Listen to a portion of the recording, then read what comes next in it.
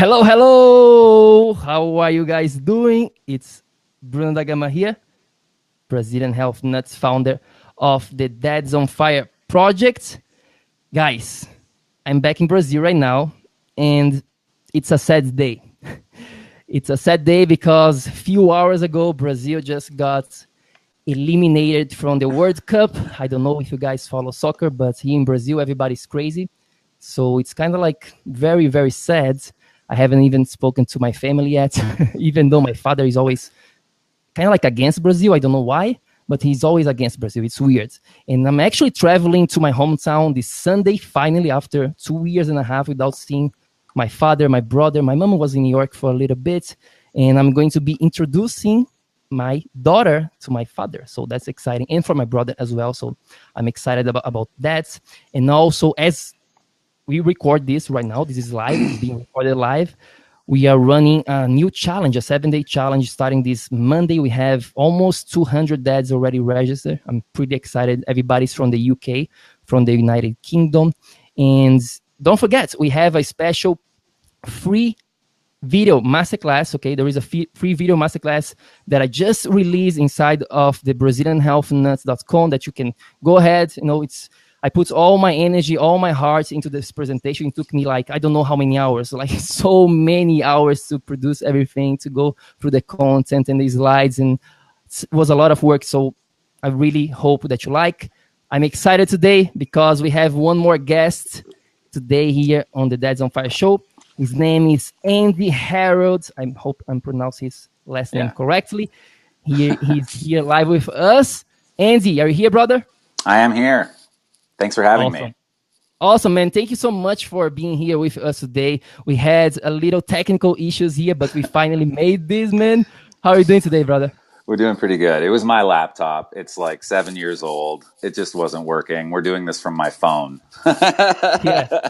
Yeah, and that was your idea to do from the phone, but because I was like, nah, that's not going to be working from the phone because that's what they told me. But thanks God you said that and it worked, guys. So we are here live right now. So you guys who are watching this right now, you can go ahead and ask your questions, and I'm going to be asking your questions to Andy. So before anything, Andy, can you just tell the audience like about yourself, like who is Andy? Like, can you just go a little bit into who are you? Kind of question. Well, probably, the reason why I'm even here is because I create content for the internet. But I guess the thing that sort of like is my particular distinction is I'm a graphic designer by trade, and I've been doing it for so long. I left school when I was 13 and started tutoring and went into the family business doing graphic design. So I've been doing it for a really long time because I'm no spring chicken. But then I started creating content for the internet, and there was some writing, but for the most part, it was the stuff that I really was successful with and the most proud of and got the most traction with were the visual things and comedy. Always comedy, written, visual, video. All of it has a humorous twist. Got it.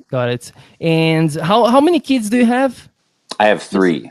3, right? Yes, I was not sure. And it's cool. A wide spread. I have a 19, 17, and 9-year-old. Wow. Okay. Yeah. Awesome.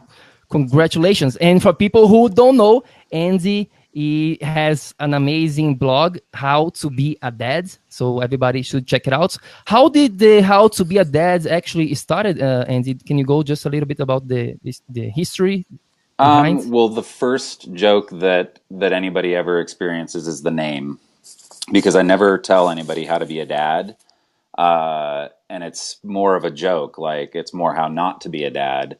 And that causes some kind of confusion, fairly regularly, because I'll get people who just see the name and start typing, "Oh my gosh, I just had a kid, please help me." And I'm like, "Oh man, you just came to the wrong place. I've got like cartoons and jokes and stuff, but it's not an educational or informational or hopefully not even inspirational, because I don't want to be held legally liable for anybody following any of the advices that I give, because they're just jokes." Yeah. Yeah, no, the URL is pretty awesome for you to attract all these dads, right? Yeah. They like they type in how to be a dad. You probably are the first one to show up on Google, I assume. Well, it's also it's not even that. Like somebody will just see something funny that someone else shared in their timeline, and then they'll see the name and they'll click over to messaging, and I have like a whole file of sort of prefabricated responses, because sometimes people reach out and it's like it like screens worth of text and they're really in trouble and asking for help and stuff. So Wow. I've got practiced responses with like references to people who are actually, you know, people you should ask for advice or information about parenthood or kids or fatherhood. Yeah, yeah, absolutely. So, Andy, where does like your inspiration comes from? And you create a lot of Oof. things, like it Yeah, just pops up in your head and just go ahead and you start writing. How does that work for you? it's a good question because I have sometimes it'll just be like that. I mean, obviously, the internet does sort of inform me. I do a lot of stuff that's like sort of popular or trending. I just did, you know, the photo of Jay-Z on the water. What is it called? The the Sea-Doo. It's like a watercraft. It's Okay. This is an image that's going viral and people are sort of making fun of it and stuff. And I just finished photoshopping Jay-Z and him holding the handlebars onto one of the speeders, the stormtrooper speeders from Return of the Jedi, Uh-huh. and posted that. So that's just falls out of the internet sky, and then I go, oh well, everybody's making jokes about this. What joke can I make about it? And then other times it'll just be thematic, like I'll think of a good joke, or what would it be like if you know I made a menu for Father's Day from the perspective of a little kid, and then I'll just detail out the jokes and do the visuals for it, and that's, but it's fairly random where I get Okay. my inspiration from. Okay. Got you. So, what's a role really like humor? Because there is a lot of humor, pretty much everything on what you do. Hopefully. Yeah, plays in your life. Like, what is the role of Oh humor in your life, man. really? Well, I'm like one of these, like, I guess the negative word for it is man child. So it's like you can get older, but you never have to grow up. Is kind of like my ethos. I'm Yeah. just real playful and joke and silly. So uh, I probably, if I didn't have the sense of humor that I have, I'd be a really depressive person because Mhm.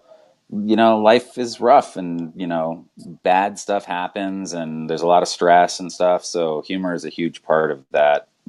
How I Yeah. survive through life. Yeah, awesome. Let me just stop it for a second because you said 2 points that I think is really important. And we can go deeper into that. The first one, you said that a lot of people they stop being this child when they grow up. They lose their humor for whatever reason. Why? First of all, why do you think that this happened to a lot of dads, especially? I'm for the most, because I've grown up enough to see, like, there were kids that I know, in my present adulthood, who've kind of become like different people than when we were kids. And a lot of it, I think, is like you can kind of accumulate a lot of like scar tissue on your mind and your heart, from negative experiences, or uh, you know, uh, grinding away at a job that you don't like, or having a divorce that was really nasty, or losing a Yeah. kid. Lots of, like, tragic type stuff, and it kind of changes a person unless they're able to process it well, or figure out ways to heal, or ways to continue to keep that fun spirit Mhm. going. And then there are just some people where you could hit them with a nuclear warhead and they're still gonna giggle. You know what I mean? There are just some of us who refuse to grow up because we just don't even know how. I Yeah. think. Yeah, yeah. I'm here in Brazil right now. I live in New York City, but I'm actually in São Paulo right now. That's my wife's family, and I think it was last week. My wife's mom, just her friend, just lost a kid, her child. Like she was 8 years old, I think, and she Oh, was going to have like surgery, like a very normal surgery for her ears, and she had to take anesthesia, and they didn't know, but she was allergic to that, so Allergic. she, Yeah. yeah, so she passed away from that. And I'm sure, of course, this is going to be a traumatic experience for her family, for her mother, for her father. How, I don't know if you had such a big trauma in your life like that. I've never had such a big thing in my life yet. Hopefully never, but who knows. For the dads listening right now who have gone through trauma, who have gone through hard times, where do we start, like, to try to forget about the past and move on with our lives? I did. I did. I can't even. I can't even imagine the loss of losing an 8-year-old. Actually, I can because I have all my boys are older than that. But my wife and I did have a failed pregnancy where it went to about the fourth or fifth month, and that was very, very traumatic. But what was the thing for me, and I'm not at all like a guy like Right, Mr. Manly Man. I'm right. dorky, I'm nerdy, and I'm sometimes, effeminate where some people might be masculine. Or if those rules are all changing and stuff like that, and I'm just me. So however they wind up working out. But for me, one thing that really kicked in was my wife was hurting so bad. Uh, the instinctual duty or care that I had, it was, it's a terrible thing to say, but it was so easy for me to lose our kid because of the fact that I had to deal with the fact that my wife was a train wreck. It was Mm. absolutely, you know what I mean? I was helping her dress, clean herself. It was really, really bad. And the need, the sort of call to action of the circumstances of the tragedy made it easy for me to be purposeful where I could have just been hurting. So that was not everybody's going to react that way, and it was difficult. And then it was scary to try again because my 9-year-old was the child that we had after that experience, Yeah, and we were both pooping in our right. pants Yeah, a lot all of the way to uncertainty, I'm delivery. sure. Yeah, those Yeah, I'm sure. ultrasounds, man. I'll tell you, those were some stressful ultrasounds. Yeah, I'm sure, man. Can't even imagine, man. So I talk to a lot of dads on a regular basis, and it's hard to tell. It's hard to say this, but a lot of dads are under a lot of stress, a lot of pressure from work. You know, What do you from mean? health. Right. So it's tough out there, and it's tough sometimes. So how can we start to bring more humor in our lives when we are going through all this stress in our lives? We don't have time, we have our family, kids, and job and career and all of that stuff going on.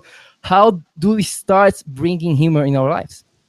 I'm gonna give this is just kind of popped into my head because it was very recent. And actually, I wouldn't have really thought of it unless somebody had messaged. But I did an Instagram story where I was going to get coffee with my son, my youngest son, and he was doing this a hyperlapse of me walking, which is like super sped up. And it was funny because he was like dancing around while he was doing it. And when you're doing a hyperlapse, you want to hold it as still as possible. So it's just like it's Yeah, almost like seizure inducing. But then I'm he got me on film, and we were walking by in this courtyard, and there was just an abandoned shopping cart, and it wasn't like a homeless person's cart. It was like just somebody had not wanted to go back and return it. And I kind of stopped and I was like, you know what? We're going to do this. So I told him to get up on the little thing, step inside, and I like roller coastered him around, and he was delighted. Well, that was a moment where I was right about to walk past that shopping cart. And then I was like, no, this would be really fun. Let me put my coffee down. And if you hear it, because I've got it, I've got it posted, but if you hear yeah, his laughter, it's just sheer joy. And those are those moments where maybe that's not necessarily that's fun, but it was also funny. And I think that they're sort of like fun and funny are sort of like brother and sister. They're very very closely related. Right. So that's just pretty much happened like without any planning.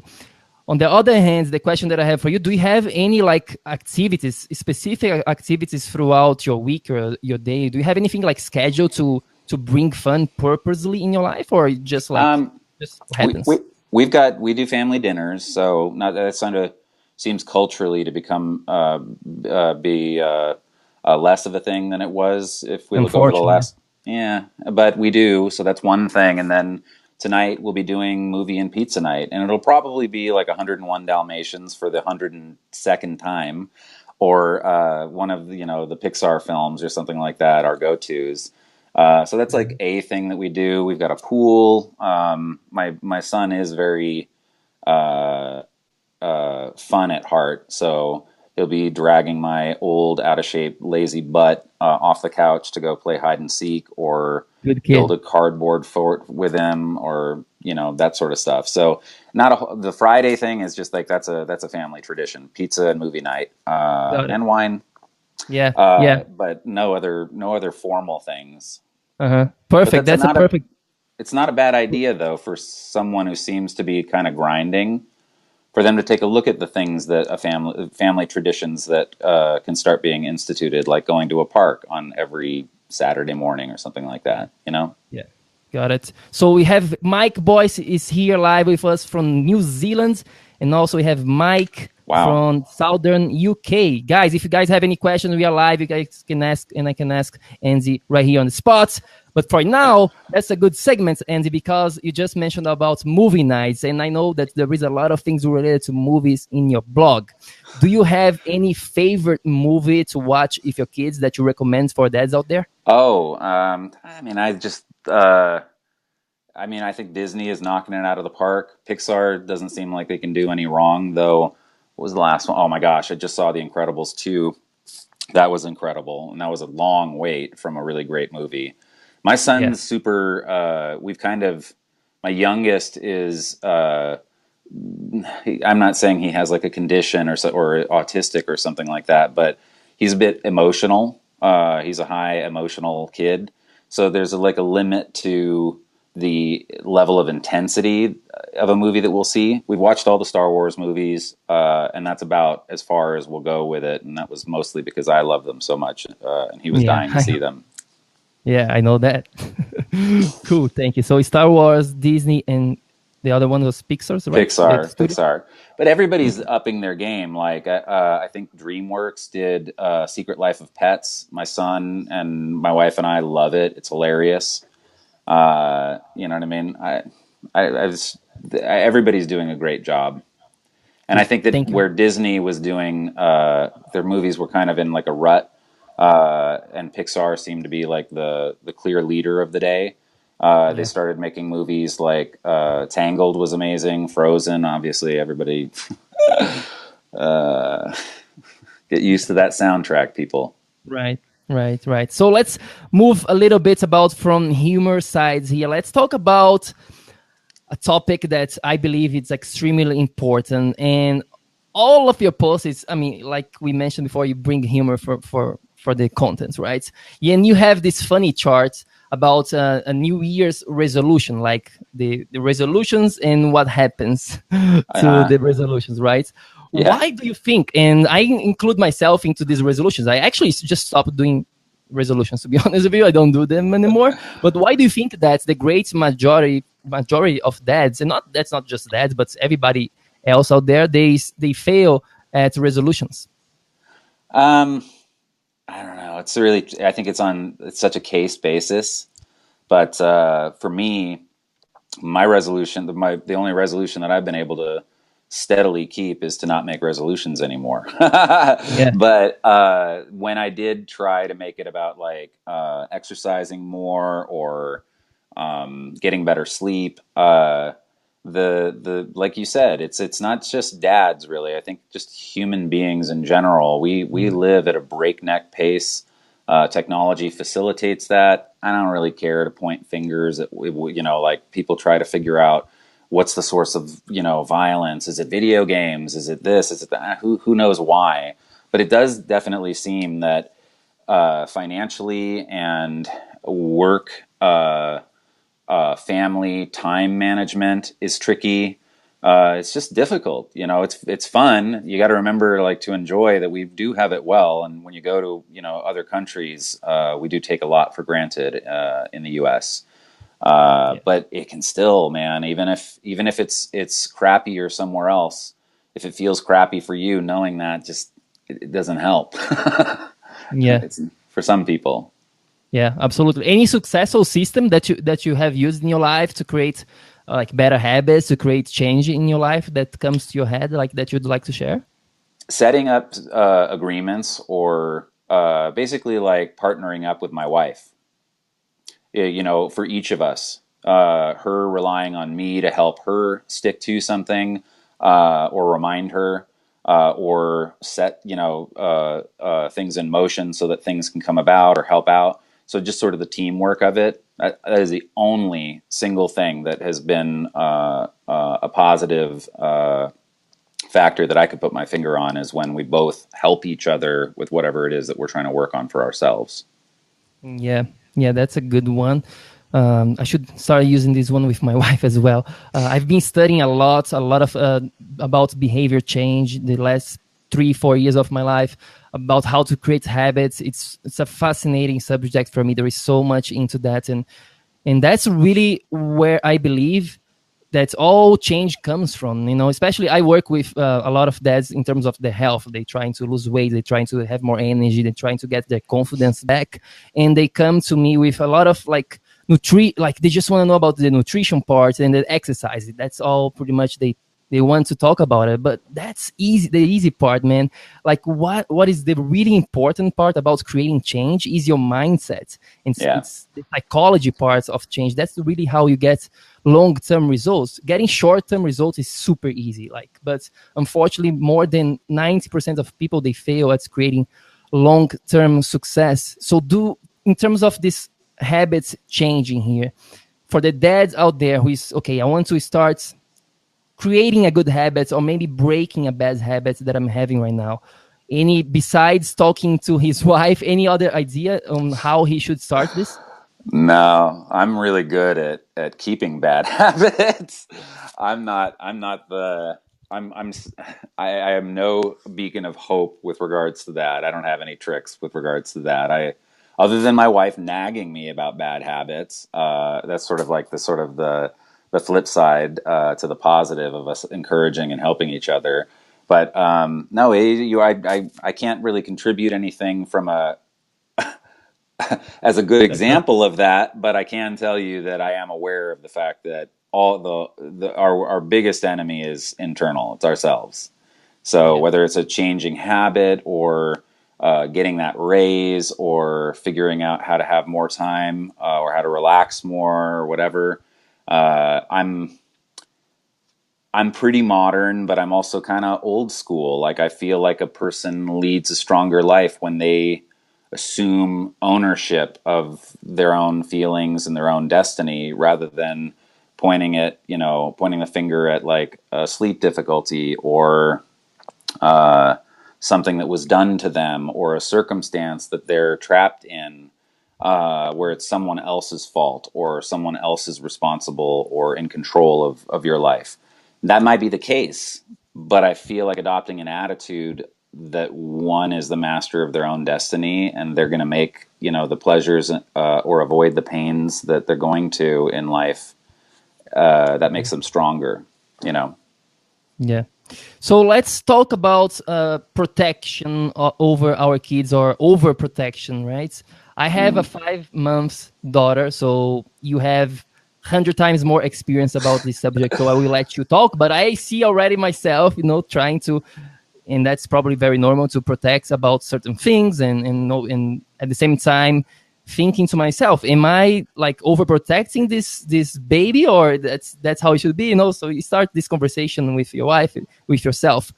Where should we even start this conversation, Andy, like about protecting our kids and overprotecting them? Well, I think that everybody who has a kid automatically knows what I'm talking about when I say the problem is within and it's without.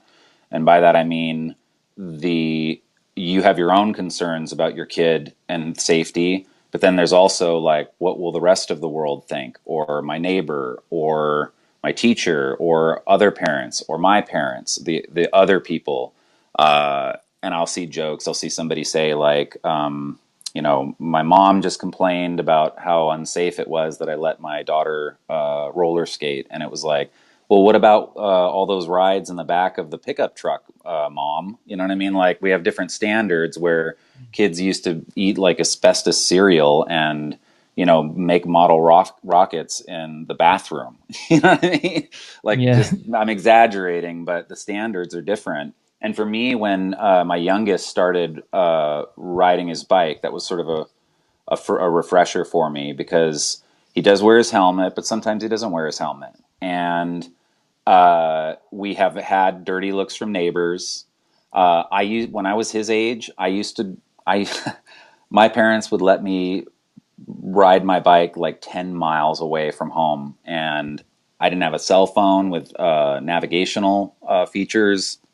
I had to Yeah. like retrace my steps or talk to an adult and let them know what my address was or where I was but I'm like 8 years old and I'm riding my bike, all over God's green earth. So I used to do that. And then we worry about him riding down the street and going around the corner or we can't see him.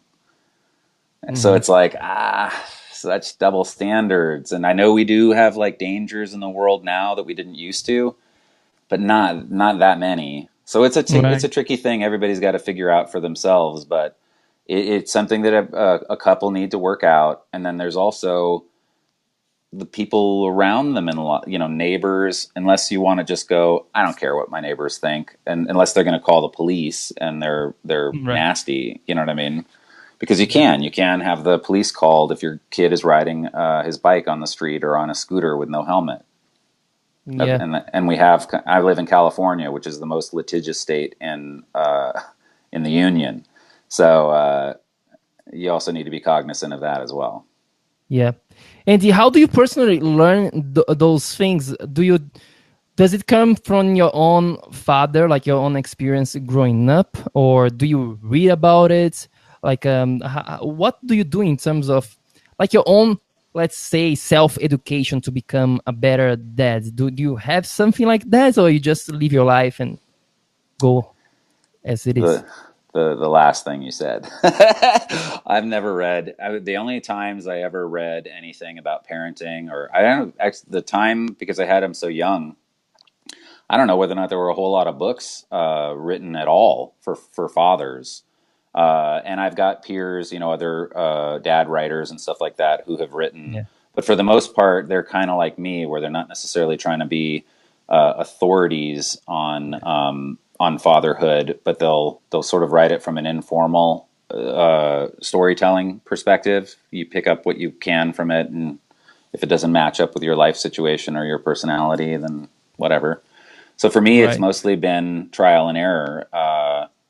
And my parents are still together. They're incredible people. I'm one of the lucky human beings on this planet where I didn't have a dysfunctional family or bad role models with regards to motherhood and fatherhood. Yeah, that's very true. It's most kids, they don't grow up with the support that you just said you had from your parents. So that's very lucky nowadays. What about relationships, Andy? Let's move on a little bit here, talk about relationship. Do you have any like rules or like routines that you have to make sure that the relationship between you and your wife is strong? Do you have any like routine? Um, I mean, we've got routines galore in terms of like actually going out and doing like us time. That's a little difficult.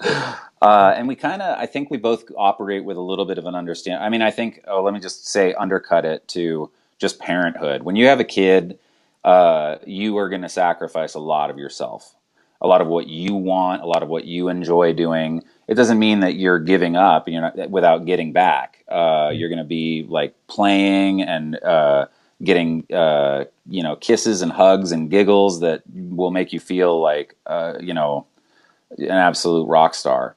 But you can get into the job of being a father, or a job plus the job of being a father or a mother, so much so that you kind of lose yourself. A lot of parents who have older kids really start realizing that they're it's not that they it's not that they don't get to do what they want anymore. It gets so bad sometimes that they don't even know what they want anymore. They don't know who they Wow.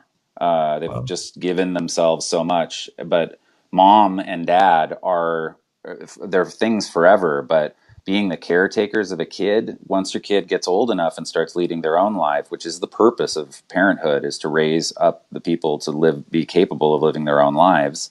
Then what are you left with if that was all you were for close to 2 decades? So for me, there are things that I have to do to maintain not just losing a hold of who I am and what I like and what I enjoy, or my friends. And then for my wife and I sort of encourage her to do the same thing, because for a long time she was just like, it was just Facebook interaction with, the friends that she'd had forever. And then I started nudging her, like, you really need to get out of the house.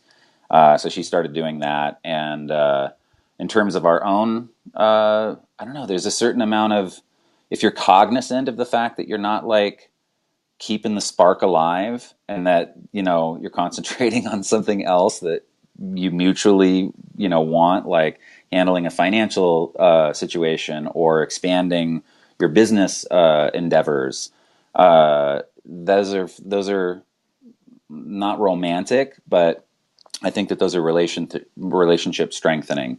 And I have the unique situation of my wife and I working together to a certain degree, because I have two businesses that I own and run, How to Be a Dad being one of them, and she participates in each of them. So Wow. it's not exactly like 50 Shades of Gray in terms of the spiciness, but for us, it actually, those moments that we work together are fun and help us love each other more. Yeah, absolutely. I am on a similar situation as you right now, but I was actually married before. And on my previous marriage, one of the biggest takeaways, I always try to look when what I can learn from everything that I do in my life. And with my previous marriage, I see no difference. I was, there is a lot of good things and bad things. Let's put this under quotation. But I look under the bad things. And one of the things that was actually missing was my communication with my ex-wife. What is the importance of this communication on a day-to-day basis with your wife? And that's what I push myself nowadays to make sure that I'm doing this as best as I can with my wife right now, that I'm communicating and talking and discussing everything that has to be discussed. How do you handle this communication with your partner? Well, first off, just the fact that my wife and I both recognize that it is the most important thing, and that communication isn't just about, like, there's different qualities of communication.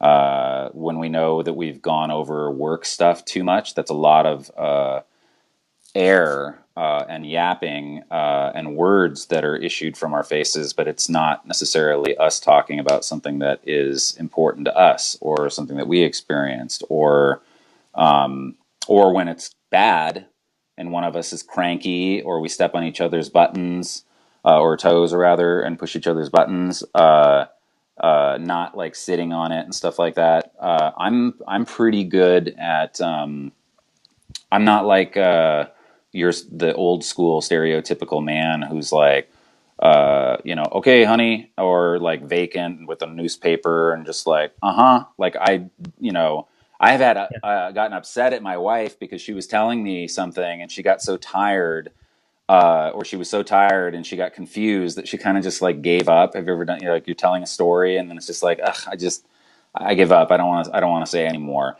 And I've gotten mad, like, no, I'm genuinely interested. What did Elizabeth say next? So we're pretty good at being communicative with each other, but I think being mindful of the fact that you can say a lot and not actually say very much. And it's important to be mindful of having important communication and not just hot air and lip flapping. Great answer, man. Okay, so we are communicating. You are communicating with your partner. And if you don't have a partner, what like if a girlfriend, maybe you don't have. So anyway, but what about conflict, man? And all relationships, it's gonna happen, right? You have your own opinion about something, or you want to do something tonight. You want to watch that movie, and she wants to watch that movie, or even something more deeper and more important than just the movie, but something related to job, to money, or the education of your kids, whatever it is. Very important. How in on this situation where you have an opinion and she has a different one, how do you go about having conflicts? Because I know that this happened to a lot of dads out there. They're having this conflict. Oh, I want to do this, but my wife doesn't. Whatever. They have all this conflict going on, and we have to deal with them no matter what. One thing that just is, it seems like a recipe for disaster is trying to have heavy talks, tired. I mean, hungry too, but when you're like really, really tired, and everybody's really, really tired when you're a parent. So this almost sounds like a useless point to make. But I feel like even if you got like a terrible night's sleep and your kid came in, 7 times, from 2 to 5 in the morning, that you're in better shape at 9 a.m. after some coffee than you are at 11:30 at night with only a handful of hours under your belt. So one thing that I've had, sometimes my wife has been like, we need to talk about this, or I've been like that, and we're both just like totally exhausted, and one of us will catch it and go, this is starting out bad, and it's going to get way worse, so we need to go to sleep. Yeah. And then we'll talk about it tomorrow, because this is just it's stupid. You know what I mean? We both have experienced each other's idiosyncrasies, feelings, sensitivities, and we know each other's personalities well enough to know that we are completely just ruining something on purpose by trying to talk about it when we're tired. Yeah. Seeing it from the other person's perspective, that's tricky. Sometimes it just seems like absolutely impossible. For the most part, I will say, there is the hope that if you talk enough without it being confrontational, a lot of times you're going to wind up finding out that what you guys were disagreeing about wasn't actually the thing that you were arguing about. So if I learn what my wife's point is sufficiently, and do as good a job as I can at getting mine across to her, a lot of times we thought it was like a disagreement of like yes, no, when it was actually something in the middle, where what we didn't agree on was something in the middle, and made it something that we could think with, rather than it just being like, I'm right, you're wrong. You know. Yes. Yeah, absolutely. Man, thank you for all these answers, man. Do you have any lasting thought, any question that I didn't ask you that you would like to share I'm here with sorry. us? I'm sorry I didn't have more jokes and stuff like that.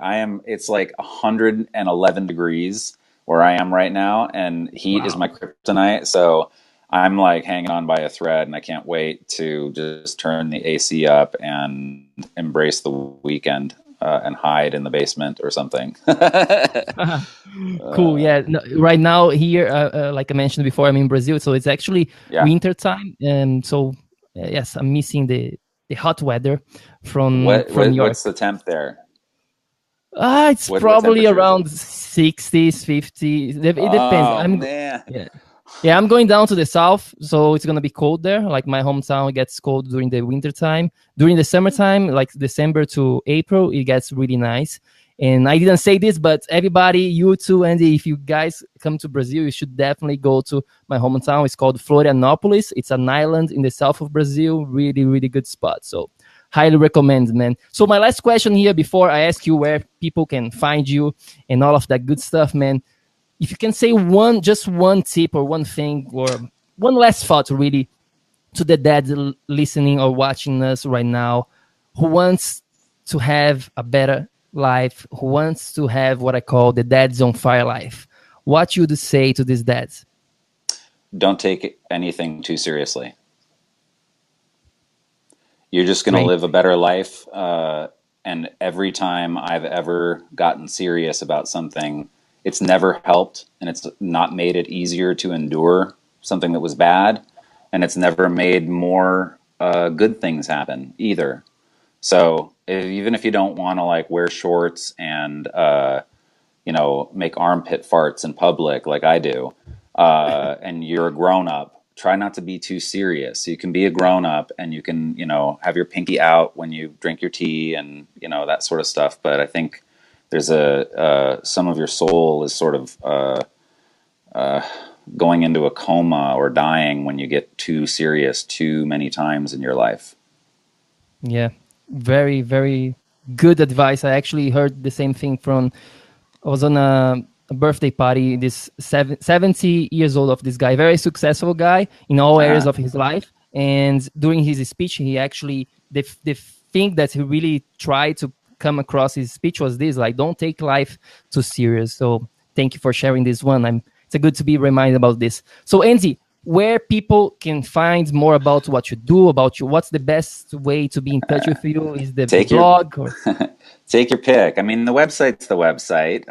There isn't anything that I publish on the website that I don't publish on the rest of my social platforms, but pretty much every single social platform that you can think of. I'm not active on Snapchat, but Instagram, Twitter, Facebook, YouTube, the website, howtobeadad.com, or just type in how to be a dad or Google it if you want to see how long and ridiculous how long I've been being ridiculous. Just go to Google Images and type in how to be a dad with no spaces, and you'll be amused. Yes, absolutely. Awesome, man. Thank you so much for your time, and I super appreciate. Seriously, that was a pleasure to have you here and talk to you finally through image like that. We always talk through text, and with now with you know, actual yes, picture and audio that works. picture. Yes, yes, exactly. Thank you so much, man. And for everybody listening, watching right now, go check it out. And this work, howtobeadad.com. That's the website and all the social media besides Snapchat. That's good. Don't go to Snapchat yet. It's too much, man. It's already too much. It kind of feels like it's on its way out. I'm juggling too many things. I'm not going to juggle something that it seems like everybody else is losing interest in. So Yeah. Awesome. Awesome. And thank you so much. And for you guys listening, watching right now, thank you for being here. Go ahead, take action so that you can become a Dads on Fire as well. I will see you on the next episode. Have an amazing day. Peace.